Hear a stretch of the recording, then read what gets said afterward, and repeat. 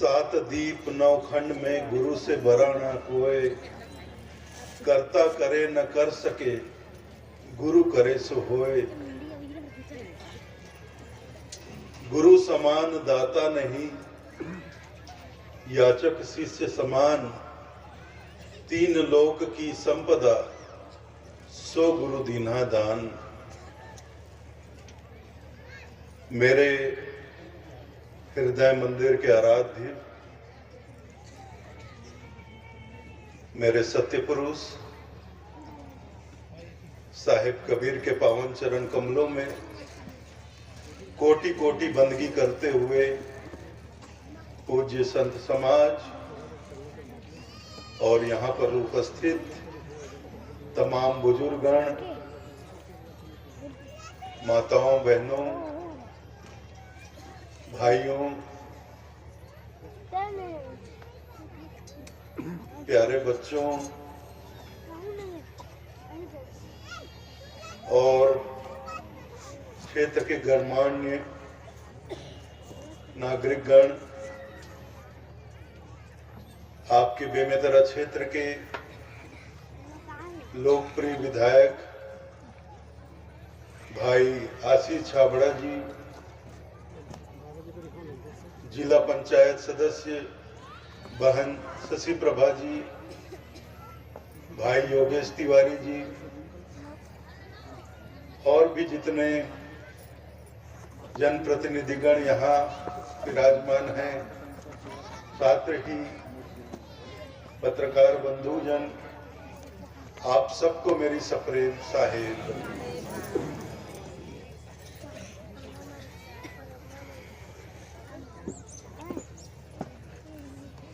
इस ग्राम में जब भी आना होता है जिया में, बरबस ही परम पूज्य गुरुदेव का स्मरण हो आता है, पंसरी हजूर गृंद मुनि नाम साहब का।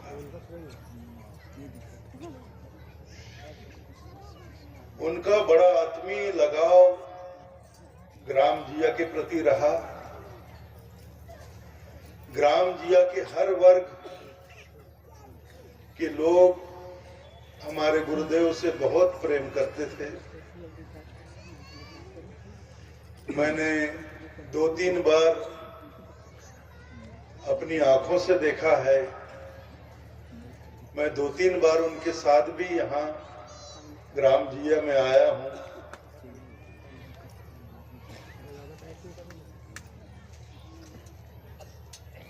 उस वक्त ये समझ लीजिए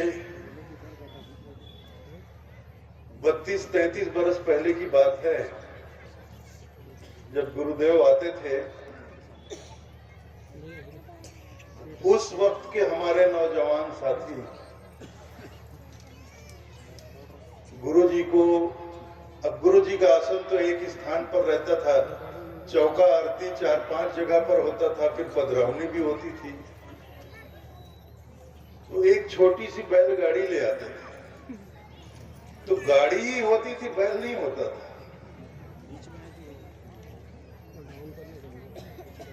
तो तिलक, चंदन, ताज सब धारण करके गुरुदेव चौका आरती में जाते थे, तो बैलगाड़ी में बैठते थे। और जो नौजवान हमारे साथी थे उस वक्त, वो सब बैलगाड़ी को आगे से उठाकर पीछे से हाथ लगाकर साहेब बंदगी साहेब का नारा लगाते हुए वो लेकर चलते थे गली गली में। बड़ा आनंद आता था।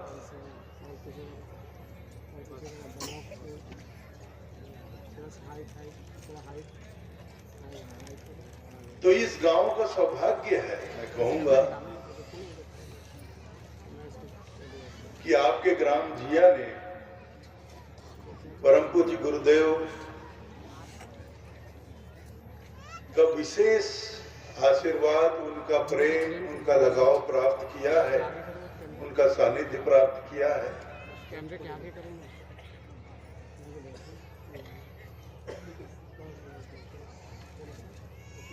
तो आज ही एक वाणी का स्मरण हो रहा है, मुझे स्मरण आ रहा है मुझे।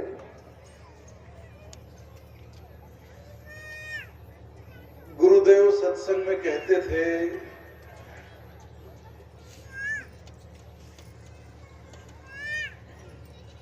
धर्म नहीं जानना चाहता तुम कहां हो और क्या कर रहे हो। धर्म तो बस इतना जानना चाहता है कि तुम क्या हो, तुम्हारा मूल क्या है, तुम्हारा अंतःकरण कैसा है। अगर तुम्हारा मूल ठीक है, तुम्हारा अंतःकरण स्वच्छ है, तो तुम जहां भी रहोगे, जो भी करोगे, तुम्हारा किया हुआ हर कार्य अच्छा होगा, पावन होगा, पवित्र होगा। लेकिन अगर हमारा मूल ही खराब है, हमारा अंतःकरण ही दूषित है, तो ऐसी स्थिति में हम धार्मिक स्थलों पर भी जाएंगे, मठ में, मंदिर में, आश्रम में, गुरुद्वारे में, देवालय में, तो अपने गलत होने के कारण हम इन तमाम पावन स्थलियों को भी खराब करेंगे, अपवित्र करेंगे। लेकिन हमारा मूल ठीक है, हमारा अंतःकरण स्वच्छ है, तो ऐसी स्थिति में अगर हम किसी वेश्या के घर भी चले गए, तो वेश्या के घर को भी हम मंदिर बना देंगे।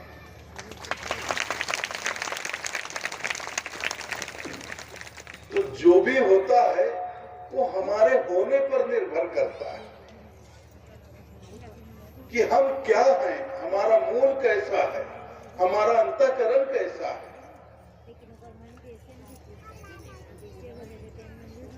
इस संदर्भ में गुरुदेव एक बात कहते थे कि एक रात में सोया तो मैंने सपने में देखा कि मैं एक बहुत ही अद्भुत से रेलवे स्टेशन पर बैठा हुआ, अद्भुत से रेलवे स्टेशन पर बैठा हुआ हूं।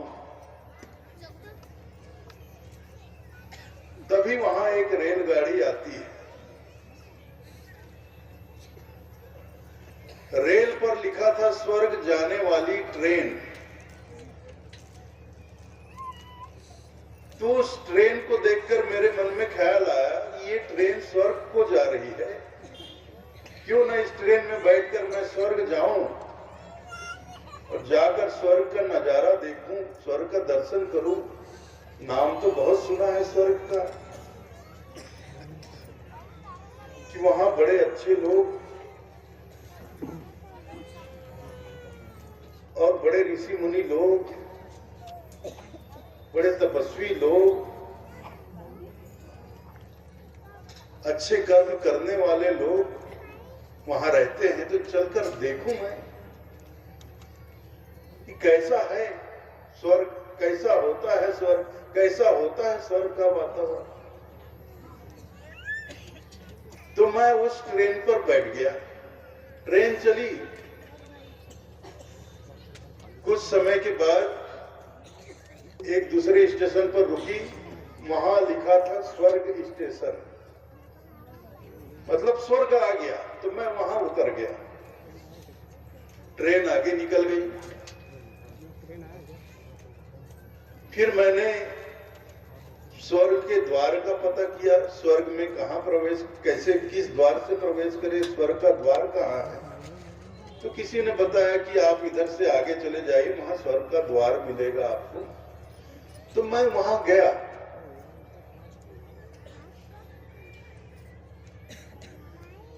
तो द्वार पे द्वारपाल खड़े हुए थे। तो द्वारपालों को मैंने कहा, भैया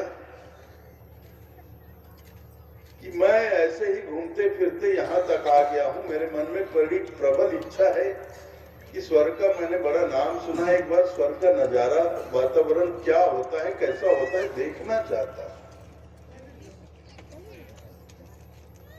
तो द्वारपालों ने द्वार खोल दिया कि भाई लो देख लो। जैसे ही द्वार खोला, मैंने अंदर झांक कर देखा तो हैरान रह गया, दंग रह गया। वहां तो मार काट मचा हुआ था। लोग चीख रहे थे, चिल्ला रहे थे, कोई भाग रहा है, कोई दौड़ा रहा है, लोग किसी को पकड़कर उसको काट रहे हैं, मार रहे हैं, किसी को कोई जिंदा जला रहा है, कोई काट रहा है। बड़ी भयावह स्थिति थी, दंगे फसाद हो रहे थे वहां। मैं घबरा कर वापस लौटा, स्टेशन पर आकर बैठ गया। थोड़ी देर के बाद एक और ट्रेन आई। उस ट्रेन पर लिखा हुआ था नरक को जाने वाली ट्रेन, नरक जाने वाली ट्रेन। तो मेरे मन में विचार आया, स्वर्ग तो देख लिया, अब लगे हाथ नरक का भी दर्शन कर। उसके बारे में भी सुना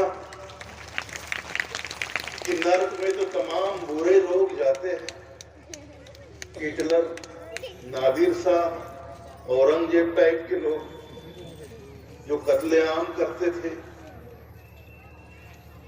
बुरे कर्म करने वाले लोग जाते हैं। तो चलकर वहां देखो वहां क्या नजारा है, कैसा वातावरण है। तो नरक जाने वाली ट्रेन में बैठ गया। ट्रेन आगे चली, कुछ समय के बाद एक स्टेशन पर रुकी, लिखा था नर्क जंक्शन, नर्क स्टेशन, मतलब नर्क का स्टेशन आ गया था। तो वहां मैं उतर गया। फिर नर्क का द्वार पता करते हुए मैं द्वार पे पहुंचा। द्वारपालों से कहा, भैया मैं यूं ही बस घूमते घूमते पहले स्वर्ग गया, अब इधर नरक, सोचा नरक का भी दर्शन कर लूं, देख लूं। तो मेरे मन में बड़ी इच्छा है कि एक झलक नरक का देख लूं। तो द्वारपालों ने द्वार खोल दिया। इस बार मैं और ज्यादा दंग रह गया, आश्चर्यचकित रह गया। नरक में बड़ी गहन शांति थी, चारों ओर सुगंधी उड़ रही थी, लोग ध्यान मुद्रा में बैठे हुए थे, प्रसन्न मुद्रा में बैठे हुए थे। कहीं यज्ञ हो रहा है, कहीं हवन हो रहा है, कहीं कीर्तन हो रहा है, कहीं कोई भजन गा रहा है। सारे लोग अपने आप में मगन हैं, मस्त हैं, कोई नाच रहा है, कोई गा रहा है। बड़ा ही आनंदमय वातावरण। मेरा सिर चकरा गया। भाई हमने तो धरती पर कुछ और ही सुना था, लेकिन यहाँ तो बिल्कुल सब उल्टा पुल्टा नजर आ रहा है। आखिर ऐसा क्यों?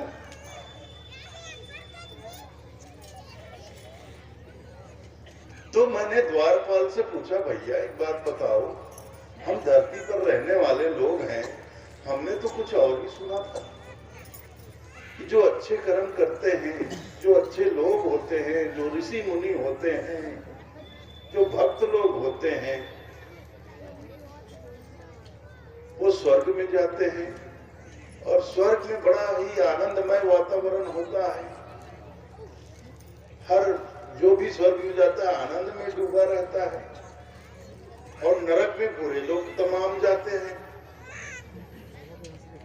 दुष्ट प्रवृत्ति के लोग जाते हैं, जो कत्लेआम करते हैं, चोरी करते हैं, डकैती, हर बुरे से बुरे आदमी लोग नरक में जाते हैं।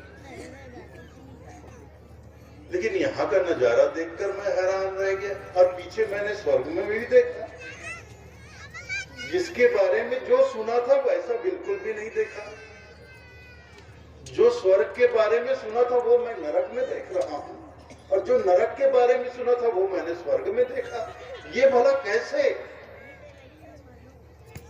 तो द्वारपाल ने कहा, महाराज जी वो हुआ है ऐसे कि नरक में रहने वाले लोग वहां रहते रहते और स्वर्ग में रहने वाले लोग स्वर्ग में रहते रहते बोरिया गए थे, ऊब गए थे, बोर हो गए थे। तो इन लोगों ने 15 दिन के लिए स्थान परिवर्तित कर लिया है। नरक में जितने लोग थे वो सब स्वर्ग में आ गए हैं और स्वर्ग में रहने वाले नरक में चल रहे हैं। अच्छा, जभी मतलब इतना बड़ा प्रभाव। अच्छी आत्माएं, अच्छे लोग जब नरक में गए तो नरक स्वर्ग बन गया। स्वर्ग जैसा वातावरण वहां बन गया और नरक में रहने वाले लोग सिर्फ कुछ दिनों के लिए स्वर्ग में आए तो स्वर्ग को नरक बना डाला। हद होती है। तो भाइयों, गुरुदेव की इस वाणी में बहुत बड़ा संदेश छुपा हुआ है। गुरुदेव का संदेश यही है, कोई स्थान अपने आप में स्वर्ग नहीं होता है, कोई स्थान अपने आप में नरक नहीं होता है। और ऊपर मुंडी उठाकर तो बिल्कुल भी मत देखो कि ऊपर आसमान में कहीं स्वर्ग होगा कहीं नरक होगा। ये तो इतने रॉकेट जाते हैं, हवाई जहाज उड़ते हैं और सैटेलाइट, इतने सारे सैटेलाइट फैले हुए, किसी न किसी सैटेलाइट के पकड़ में तो आ ही जाता कि स्वर्ग लोग कहाँ है कि नरक लोग कहाँ है। स्वर्ग और नर्क सब यही है, हम जहां रहते हैं वही है। हमारा अपना घर ही स्वर्ग है, हमारा अपना घर ही नरक है।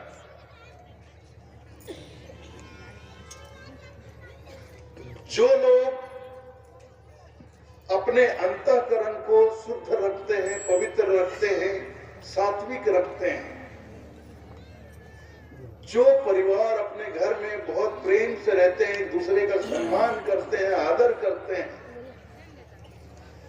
एक दूसरे का सुख दुख समझते हैं, सुख दुख में साथ देते हैं, उसका अपना घर ही स्वर्ग होता है।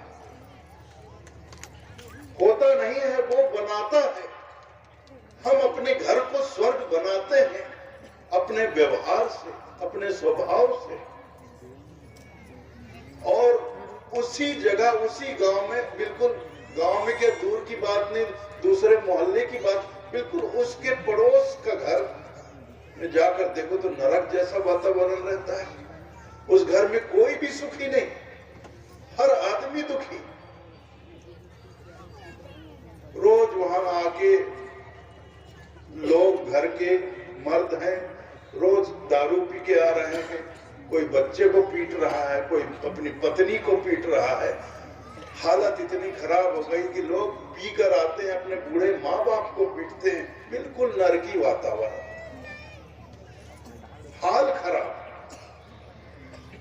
ना वहां कोई आनंद है, न कोई सुख है, न शांति है।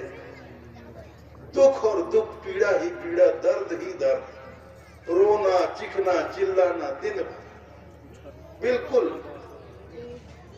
ये इसका घर और बिल्कुल उसके घर से लगा हुआ दूसरा घर। एक घर स्वर्ग जैसा वातावरण, बिल्कुल बाजू वाले घर में नर्क जैसा वातावरण। तो एक घर को स्वर्ग बनाया किसने? वहां रहने वाले लोगों ने। दूसरे घर को नर्क किसने बनाया? वहां रहने वाले लोगों ने। कैसे? अपने व्यवहार से, अपने स्वभाव से, अपने स्वभाव से।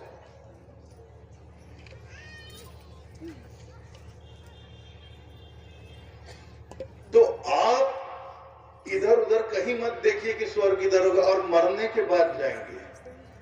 मरने के बाद कोई कहीं नहीं जाता है। मरने के बाद तो सिर्फ भटकना ही होता है। मेरे को एक बात बताओ, जब आप अपने जीते जी अपने घर को स्वर्ग बना सकते हो तो मरने के बाद की कामना क्यों करते हो कि हम मर जाएंगे उसके बाद हम स्वर्ग जाएंगे, कि मर जाएंगे उसके बाद हम हो सकता है नरक चले जाएंगे।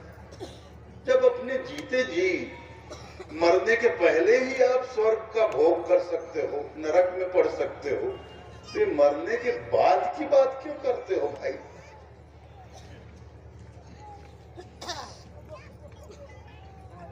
तो गुरुदेव का यही संदेश, अपने घर को स्वर्ग बनाओ। और स्वर्ग बनेगा कैसे? हमारे मूल, हमारा मूल कैसा है, हमारा अंतःकरण कैसा है,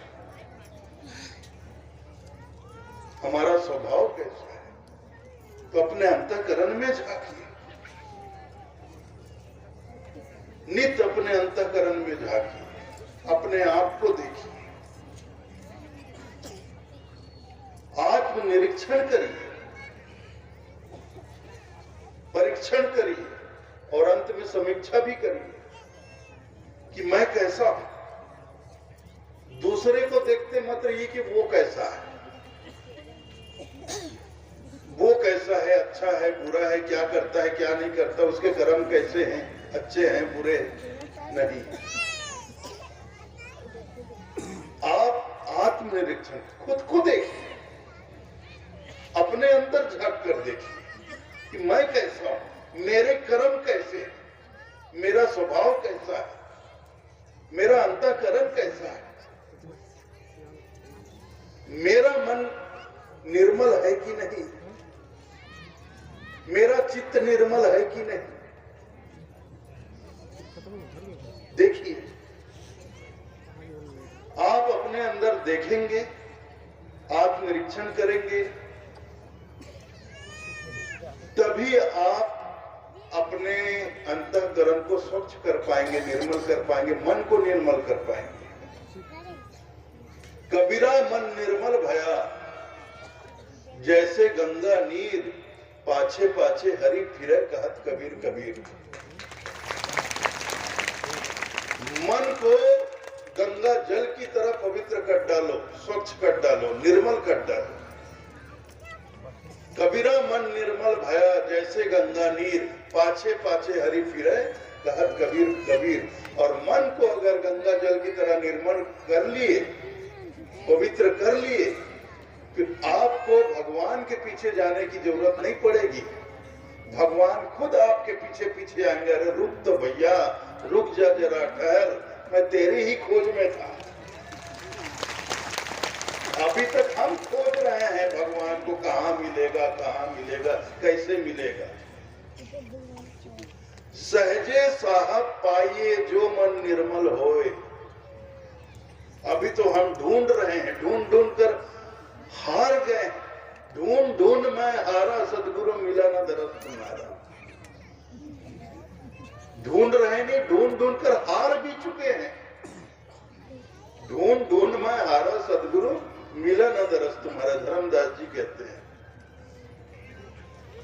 ढूंढ ढूंढ कर हार गए, लेकिन साहेब नहीं मिले, परमात्मा नहीं मिले, भगवान नहीं मिले। लेकिन साहब कहते हैं सहजे साहब पाइए जो मन निर्मल होए। अगर मन को निर्मल कर लीजिए, मन को निर्मल कर लिए, तो सहज रूप में साहब आपको मिल जाएंगे, परमात्मा आपको मिल जाएंगे। क्योंकि परमात्मा को भी तो तलाश है एक ऐसे स्थल की, एक ऐसे स्थान की, एक ऐसे पावन और पवित्र स्थान की जहां वो विराजमान हो सके। एक बात बताओ आप मुझे, जैसे ये पंडाल लगा है, पंडाल में आपके बैठने की व्यवस्था की गई है, ये गलीचा उलीचा लगाया गया है। पहले तो जब ये कार्यक्रम से पहले पंडाल की खूब साफ सफाई की गई होगी, मैदान की सबने मिलकर खूब साफ सफाई की होगी। यहाँ जितना भी कचरा, कूड़ा, करकट, गंदगी रही होगी, सबको दूर हटाया होगा, स्वच्छ किया होगा। फिर पंडाल लगा के यहाँ बैठने को, तभी तो आप लोग बहुत प्रेम से बैठे। बैठने के लिए जो स्थल बनाया गया है, ये साफ सुथरा है, स्वच्छ है, तभी तो आप लोग प्रेम से बैठे। अगर यहाँ कूड़ा करकट होता, कचरा होता, गंदगी होती, तो क्या आप लोग बैठते? नहीं बैठते ना। अगर इस मैदान को स्वच्छ नहीं किया जाता तो कौन बैठता है? जब आप और हम गंदे स्थान पर नहीं बैठ सकते, बैठना तो दूर, जहां गंदगी फैली वहां खड़े नहीं हो सकते, तो वो तो परमात्मा है, वो तो मालिक है, वो भगवान है, साहिब है। वो भला किसी गंदे स्थान पर क्यों बैठे, क्यों रुके? तो जब तक हमारा मन गंदा रहेगा, मन दूषित रहेगा, मन अपवित्र रहेगा, वहां साहब एक पल भी नहीं ठहरने वाले, परमात्मा एक क्षण के लिए भी विराजमान नहीं होने वाले।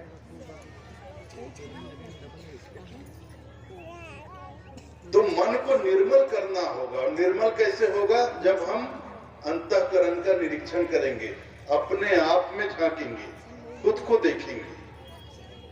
आत्मनिरीक्षण मैं खुद को देखूं, दूसरों को देखने से कुछ नहीं होगा। हम दूसरों को देखते हैं। साहब कहते हैं बुरा जो देखा न मैं चला, बुरा ना मिलिया कोई, जो दिल खोजा अपना मुझसा बुरा ना कोई। दूसरों की बुराइयां देखने से क्या होता है कि वो आदमी ऐसा है, वैसा है, वो ऐसा करता है, वैसा करता है, इसके अंदर उसकी ऐसी आदत है, वैसी आदत है, कि वो शराब पीता है, बीड़ी पीता है, गाली गलौज करता है, ऐसा करता है, गुंडागर्दी करता है। ये तो दूसरों को देखना हुआ ना। आप खुद को कब देखोगे? आप क्या क्या करते हैं, मैं क्या क्या करता हूँ? जिस दिन मैं खुद को देखूंगा, और खुद को देखना बहुत जरूरी है। जैसे कहीं कुछ काम धाम करते वक्त चेहरे पे, गाल पे कोई कालिख लग जाए, कालिख लग जाए, आपको उसकी जानकारी ना हो, पता ना हो, चेहरा गंदा हो गया, कालिख लग गई, आपको पता नहीं, तो चेहरे पे वो कालिख, वो गंदगी लिए आप पूरे गांव में, नगर में घूम जाओगे। लेकिन जैसे ही आपको पता चला कि आपका चेहरा गंदा है, आपने या तो खुद से दर्पण देख लिया या किसी अपने ने बता दिया कि भैया तेरा चेहरा बहुत गंदा है, जाके पहले मुंह धो ले। तो जैसी पता चलता है कि हमारा चेहरा गंदा है, कालिख लग गई है, तो हम तुरंत अपने घर में जाके पानी लेते हैं, साबुन लेते हैं, और 2-3 बार अच्छे से साबुन से चेहरा साफ करते हैं, उसके बाद ही घर से बाहर निकलते हैं। तो अनजाने में हम लाख बुराइयों को, गंदगी को अपने साथ लेकर घूम सकते हैं। लेकिन एक बार पता चल जाए कि मेरे अंदर गंदगी है, बुराई है, तो जानबूझकर बुराई को कोई अपने साथ नहीं रखता है। पता चला कि मेरे अंदर ऐसी गंदगी है, तो हम गंदगी को तुरंत अपने से दूर करते हैं। ये हम मनुष्य का स्वभाव होता है। जैसे आप धड़ से कहीं बैठ गए, अब शाम का समय है, अंधेरा है, दिन ढल चुका, अंधेरा है, 2-4 लोग घूमने गांव के बाहर गए, ऐसे तालाब किनारे ऐसे बैठ गए धड़ से, आपको पता नहीं पीछे कुत्ते ने गंदा किया हुआ है, बैठ गए। बैठने के 5 मिनट बाद आपको कुछ गसात है, कुछ बरसात है, काय बरसात है। तो आजकल सबके पास मोबाइल है, भैया टार जला देखे, अरे हाथ रे साले, बंद करके लगाना, तुरंत वहां से उठ के भागते हो। मतलब उस गंदे जगह से आप दूर हो जाना चाहते हो। तो जानबूझकर कोई गंदगी को साथ नहीं रखता है भाई। ये जितने भी लोग दुनिया में गंदगी को, विकारों को, विकार जिसको कहते हैं मन के विकार, काम, क्रोध, मद, लोभ, मोह, ईर्षा, राग, द्वेष, छल, कपट, चतुराई, और बहुत तरह के विकार हैं। ये सब अनजान में, हम जानते नहीं, अनजान है, तो तमाम विकारों को, बुराइयों को मन में लिए घूम रहे हैं, पूरे संसार में घूम रहे हैं। लेकिन जब आत्मनिरीक्षण करना शुरू करेंगे, खुद को देखना शुरू करेंगे, खुद के मन में झांकना शुरू करेंगे, और पता चलेगा कि मेरे मन में तो इतनी ऐसी ऐसी बुराइयां हैं, ऐसे ऐसे विकार हैं, तो जानबूझकर कोई विकार को रखेगा क्या? नहीं रखता है। फिर हम एक एक विकार को, एक एक बुराइयों को अपने मन से निकालकर अपने जीवन से दूर करते चले जाएंगे। और जिस दिन सारे विकार दूर हो जाता है, उस दिन हमारा मन निर्मल हो जाता है, पवित्र हो जाता है। और जिस दिन हमारा मन निर्मल हो जाता है, उस दिन परमात्मा खुद ही हमारे पास आ जाते हैं। हमको परमात्मा के पास जाना नहीं पड़ता। पाछे पाछे हरि फिरे कहत कबीर कबीर। जिस दिन मन निर्मल हो जाता है, स्वच्छ हो जाता है, परमात्मा खुद ही हमारे पास आ जाते हैं। भैया मुझे भी तो बैठने के लिए कोई स्थान चाहिए, तो तेरा मन बहुत निर्मल है, स्वच्छ है, पावन है, पवित्र है, मुझे अपने मन में विराजमान हो जाने दे। और जब तक मन मैला है, हम चाहे लाख यज्ञ करें, हवन करें, कथा कराएं, सत्संग कराएं, चौका आरती कराओ, चाहे जो भी कराओ, मन मैला है, उसका 1% तो दूर की बात, 0.1% भी आपको लाभ नहीं मिलने वाला है। कुछ नहीं होगा। चाहे कितना भी बड़ा यज्ञ करा लो, हवन करा लो, पूजा पाठ करा लो, यज्ञ करा लो, कथा करा लो, कुछ भी करा लो, कुछ हासिल नहीं होगा जब तक मन में मैल भरा है, विकार भरे हैं। तो मन के विकारों को दूर करना बहुत आवश्यक है। और मन की स्थिति देखिए, साहब कहते हैं मन का ही तो सारा खेल है भाई। हमारा स्वर्ग और नर्क हमारे मन की स्थिति पर निर्भर करता है। मन की स्थिति पर, तन की स्थिति पर नहीं। ये बहुत समझने वाली बात है। मन की दशा देखिए, मन की दिशा देखिए, तन की दशा और दिशा मत देखिए कि तन कैसा, किस दशा में है तन और किस दिशा में है ये, किस दशा में है तन, किस दिशा में है तन, ये मत देखिए। किस दशा में है मन और किस दिशा में है मन, ये देखिए।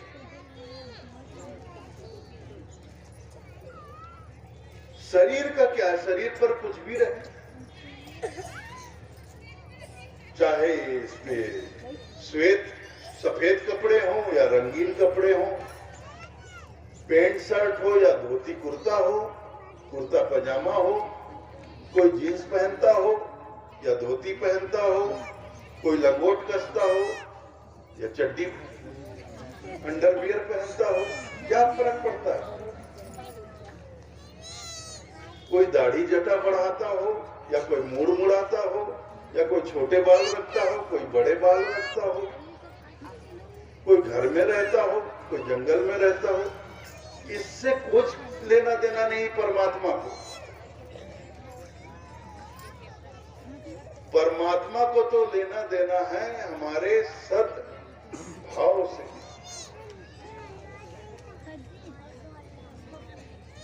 हमारे स्वच्छ रहनी और गहनी से। इसलिए सदगुरु कबीर कहते हैं, साईं से सांचे रहो, साईं से सांचे रहो, साईं सांच सुहाए, भावे लंबे केस धर, भावे मुड़ मुड़ाए। साईं से सांचे रहो, परमात्मा से मन को लगाकर रखो। साईं सांच सुहाए, तो परमात्मा है, उनको सत्य रहनी और गहनी भाता है। सच्ची और रहनी, सच्ची रहनी और गहनी उनको भाता है। हमारा अंतःकरण, हमारे मन में सत्य हो, ये उनको पसंद है। परमात्मा ये देखते हैं, भावे लंबे के धर, भावे मुड़ मुड़ाए। तुम्हारे बालों को नहीं देखते, तुम छोटे बाल रखते हो, बड़े बाल रखते हो, काले करके रखते हो, कि सफेद रखते हो, कि हरा नीला पीला कर डालते हो, उससे क्या है? कपड़े सफेद है कि रंग बिरंगे, किससे भी परमात्मा को क्या लेना देना? तन से परमात्मा को कुछ भी लेना देना नहीं। परमात्मा का जो भी लेना देना है मन से। इस पर भी गुरुदेव एक किस्सा कहते थे, हमारी मुक्ति तन की स्थिति पर निर्भर नहीं है, मन की स्थिति पर निर्भर है। एक गांव में दो मित्र रहते थे। दो मित्र रहते थे। दिन भर तो काम धाम में, दोनों का अलग अलग काम था, दिन भर काम धाम करते थे। शाम 5 बजे काम धाम से निर्वित होकर घर आते थे, हाथ मुंह धोकर, नहा धोकर दोनों एक साथ घर से निकलते थे और गलियों में चलते हुए आगे बढ़ते थे। रास्ते में एक मंदिर पड़ता था, तो दोनों में से एक मित्र वहां रुक जाता था, भैया बस मेरी मंजिल आ गई, मेरा मुकाम आ गया, अब मैं इस मंदिर में रुक जाऊंगा, अब तेरे साथ मैं आगे नहीं जा सकता। मैं यहाँ रुकता हूँ, मंदिर में बैठता हूँ, भगवान के दर्शन करता हूँ, भजन कीर्तन सुनता हूँ, अब मैं तेरे साथ आगे नहीं जा सकता। तो दूसरा मित्र आगे बढ़ जाता था। वो गांव के बाहर एक नाचने वाली रहती थी, उसके घर में चला जाता था।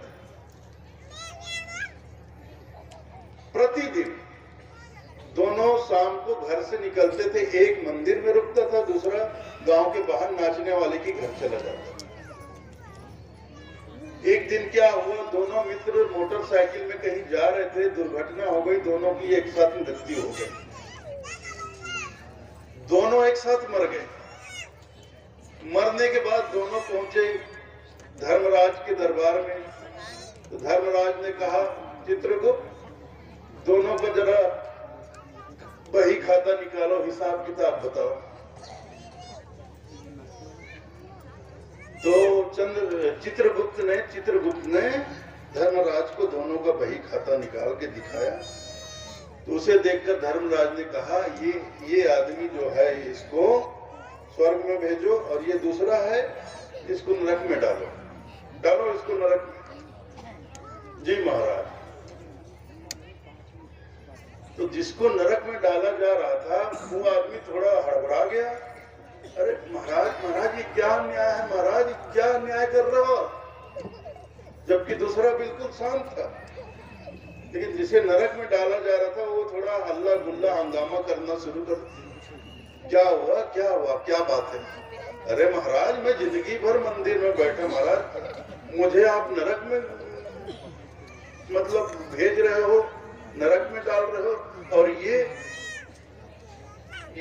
मेरा दोस्त ही है महाराज, ये जिंदगी भर नाचने वाली के घर गया, उसको आप स्वर्ग प्रदान कर रहे हो महाराज, ये तो अन्याय है महाराज।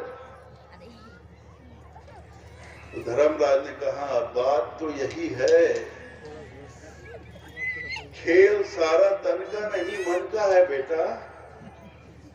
मैं मानता हूं, मैं जानता हूं, तो जीवन भर मंदिर में बैठा और ये जीवन भर नाचने वाली के घर बैठा है, लेकिन मन का फेर बड़ा उल्टा पड़ गया है बेटा।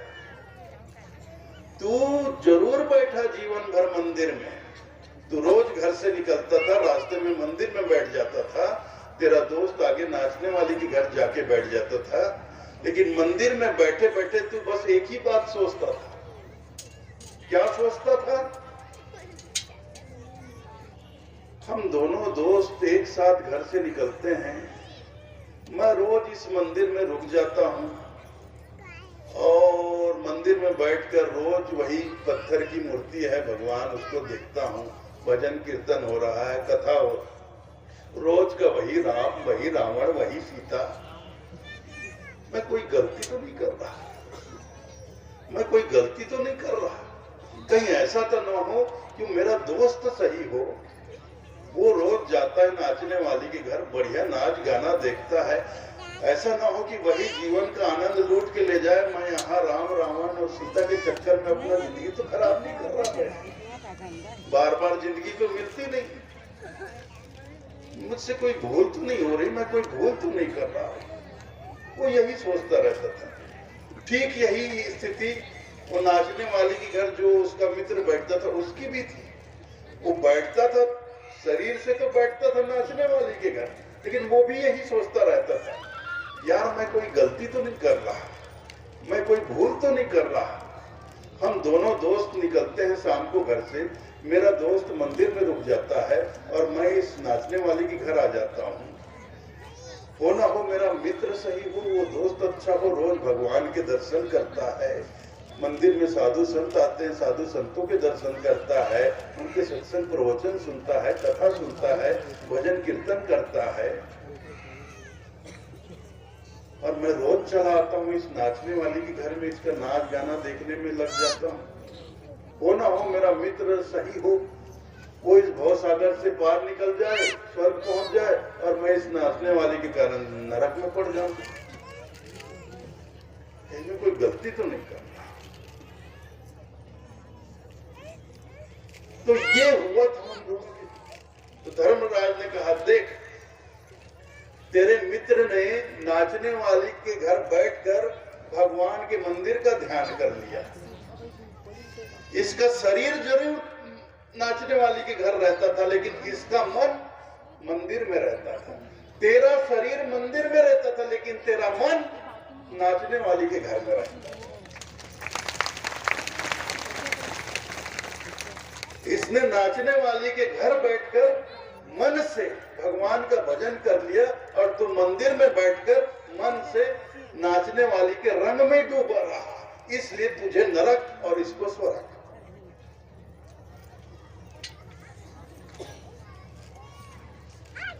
तो मुक्ति जो है ये तन की दशा और दिशा पर निर्भर नहीं करती है। मन, हमारा मन कहाँ है, हमारी मन की क्या दशा है, मन की दिशा क्या है, ये हमें देखना पड़ेगा, अपने मन में झांकना पड़ेगा, मन की दशा और दिशा को बदलना पड़ेगा। तो ये गुरुदेव की बहुत अनमोल वाणियां हैं। आज प्रथम दिवस है, मैं आप लोगों का ज्यादा समय नहीं लूंगा। आज मौसम भी बहुत खराब हुआ है। एक बार तो डर लग रहा था कहीं मूसलाधार बारिश हो गई तो फिर बहुत मुसीबत हो जाएगी, लेकिन साहब ने बड़ी दया की, ईश्वर की कृपा है कि थोड़ी सी बूंदाबांदी हुई बस। अब ज्यादा जोर से भी ताली मत बजा देना कि इंद्र देवता प्रसन्न होकर बरस ही जाए, है ना। अभी आते आते तो थोड़ी टिपकने भी लगी थी, जब शोभा यात्रा के टाइम पे हल्के हल्के छोटी छोटी बूंदे टपकने लगी थी, और ठंडी बहुत थी। खुले में रथ में थे, ऊपर थे, आप लोग तो सब नीचे नीचे डट कर चल रहे थे, हम ऊपर टंगाए हुए थे। ऊपर ठंड भी बहुत लग रही थी, और वो ठंड के कारण ही उदित मुनि को सिर में दर्द होने लग गया, इसलिए यहाँ नहीं आए, वो बैठे हैं वहां पे। और भानु प्रताप को भी आना था, लेकिन उसकी बच्ची, उसकी बेटी आज अस्वस्थ है। आज सुबह से उसकी बेटी हॉस्पिटल में थी, अभी शाम को ही घर आई है। तो तबीयत ठीक रहेगी तो रात तक भानु प्रताप का आगमन होगा, या कल शाम तक या दोपहर को भानु प्रताप का भी आगमन हो जाएगा। तो आप लोग धन्य हैं, मैं यही कहूंगा। हमारे गुरुदेव को आप भली भांति जानते हैं, पुराने लोग जितने यहाँ हैं सब भली भांति जानते हैं। उनकी जैसी मूर्ति आप सादगी की मूर्ति कहें,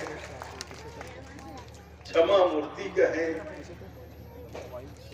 शांति की मूर्ति कहें, कभी आपने, जो पुराने लोग हैं जो उनको जानते हैं, कभी उनके मुखार बिन से एक कड़ी आवाज, एक कड़ी फटकार भी आपने नहीं सुनी होगी जीवन। इतना शांत, इतने कोमल और मधुर अमृत में उनकी वाणी होती थी, और सादगी की मूर्त। उनको जमीन पर बैठ जाने में कोई हर्जा नहीं था। कहीं बैठना हो तो किसी से आग्रह नहीं करते थे कि मेरे लिए यहाँ कुछ बिछा दिया जाए, ज्यादा कुछ नहीं तो एक चादर ही बिछा दिया, ये आग्रह भी उनके जीवन में नहीं थी, जमीन पर ही बैठ जाते।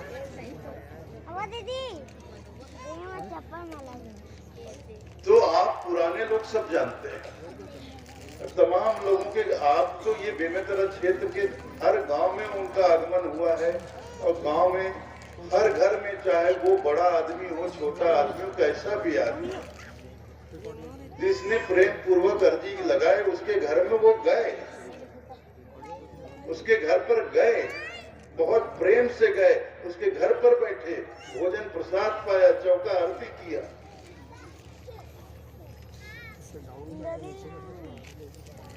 तो धन्य है आप लोग जो परम पूज्य गुरुदेव पंश्री हजूर गिरिंद मुनि नाम साहब के प्रेम के पात्र बने, कृपा पात्र बने। तो आप लोगों के बीच बैठकर मुझे भी बेहद प्रसन्नता हो रही है, और यह क्रम तो कल भी चलेगा। कल दोपहर में 12 बजे आमीन माता महिला मंडल की सभा होगी, फिर 4 बजे मैं पुनः आपके साथ यहाँ बैठूंगा फिर थोड़ी सी इसी तरह से चर्चा करूंगा, फिर हम आप बैठकर कल फिर इसी तरह की चर्चा का आनंद प्राप्त करेंगे। और परसों पूर्णमासी है। पूर्णमासी को दोपहर में 1 बजे के करीब आप लोगों ने यहाँ पर पौष पूर्णिमा के पावन अवसर पर महायज्ञ एकोत्तरी आरती का आयोजन किया है। तो परसों शुक्रवार है, शुक्रवार को पौष पूर्णिमा के दिन हम लोग दोपहर में महायज्ञ एकोत्तरी आरती का आनंद प्राप्त करेंगे। और यहाँ भोजन भंडारा, साहेब की प्रसादी, सदगुरु की प्रसादी भी मिल रही है, प्रसादी का भी आनंद प्राप्त करेंगे। भजन कीर्तन का ये सब बैठे हुए और भी लोग आए होंगे, भजन कीर्तन वाले, नित्य गुरु महिमा पाठ, संध्या पाठ, भजन कीर्तन और संत महात्मा हमारे पधारे हुए हैं, उनके भी सत्संग का लाभ हमें समय समय पर मिलता रहेगा। तो त्रिदिवसीय ये जो सदगुरु कबीर धनी धर्मदास साहब संत समागम समारोह का आयोजन जो आप लोगों ने ग्राम जिया में किया है, हम सब मिलकर इसका भरपूर आनंद उठाएंगे, लाभ उठाएंगे। आप लोगों ने मेरी बातें बहुत ध्यान पूर्वक सुनी, प्रेम पूर्वक सुनी, इसके लिए मैं आप सभी लोगों का हृदय से आभारी हूँ। इतना ही कहते हुए आज्ञा चाहूंगा। साहेब